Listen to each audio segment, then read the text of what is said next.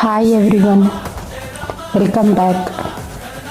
Today's story is Vishwamitra Comes Calling, 6th part.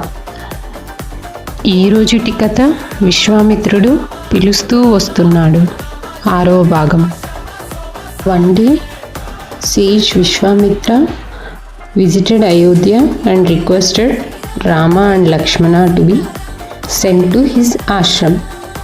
ఒకరోజు విశ్వామిత్ర మహర్షి అయోధ్యని సందర్శించి రామలక్ష్మణులను తన వెంట తన ఆశ్రమానికి పంపించమని కోరారు.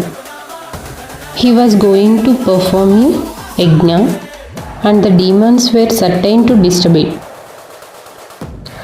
తను ఒక యజ్ఞాన్ని చేయబోతున్నాను అని మరియు రాక్షసులు దానిని భంగపరచడం ఖాయమని చెబుతాడు.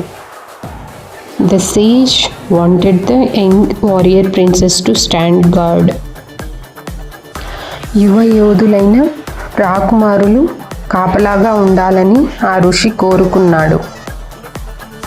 Dasharatha hesitated to send his sons as they had no experience in warfare.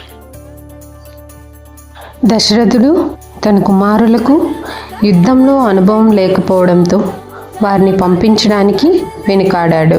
He offered to stand guard himself, but Vishwamitra insisted on taking only the young princess.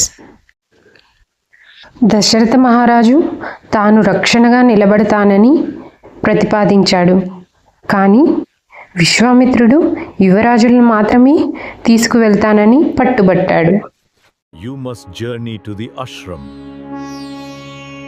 I will go, Gurudev, and protect the sages.